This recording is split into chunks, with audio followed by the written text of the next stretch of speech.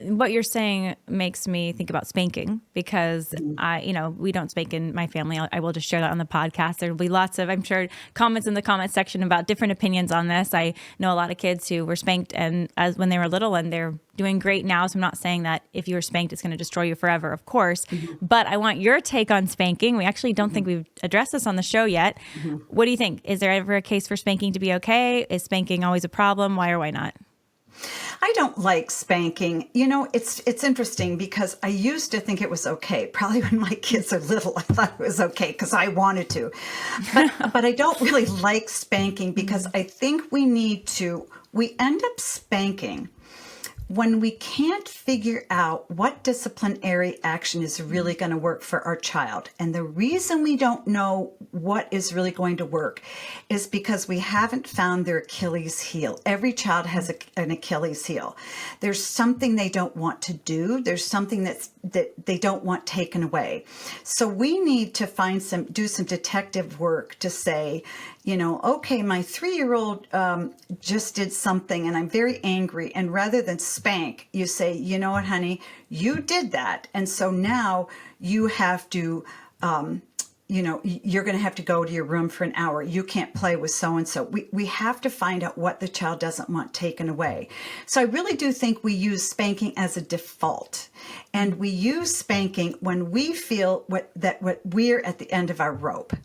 And we get to the end of our rope because we need to back up a lot more and say, how did we get here? Well, we got here because we let the child do this and this and this and just said, I'm not going to say anything. I'm not going to say anything. And then whap at the end of the day. So now some parents will say spanking is the only thing my child will respond to. Those kids are few and far between, but fundamentally, I just don't like hitting kids because we are living in a very violent culture. And I think bringing even a small amount of violence into our home is not a healthy thing for our kids. We've got to be able to be more creative in our disciplinary actions and find out what really is going to bother our kids aside from physical punishment. Do you think that spanking does or can emotionally damage kids, including when it's done by a parent who's in control? Because I think I've heard some spanking advocates say, well, yes, it's a problem if you're like so angry when you're spanking and you're doing it out of anger. That is a problem. If you're going to spank, you got to do it in a very controlled way. You have to explain why you're doing it, and it has to be kind of the systematic way. I personally disagree with that. Is there an emotional harm to spanking for a child?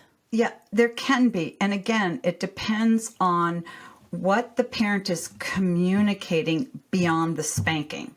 If a parent is communicating, you are such a bad kid, I can't believe this, the only way I can get you under control is to hit you. Or if the parent's saying, you know what, this is such a serious thing that you did, and I hate spanking, I don't want to do it, but your behavior has gotten to this level and you give one swat, and then, and the child cries and runs off to his room or something, and then you come back half hour later and you sit down and talk about why you did it. No, I don't think that's going to emotionally harm a child. If, however, when you spank a child, you're clearly out of control, you're clearly angry at the child, not just what they did, yes, that can do a lot of harm. And if you shame the child, pull the pants down, swat him on the fanny, that's very shaming to a child. You should never do that. So again, it really depends on the intent of the parent at the time of the spanking.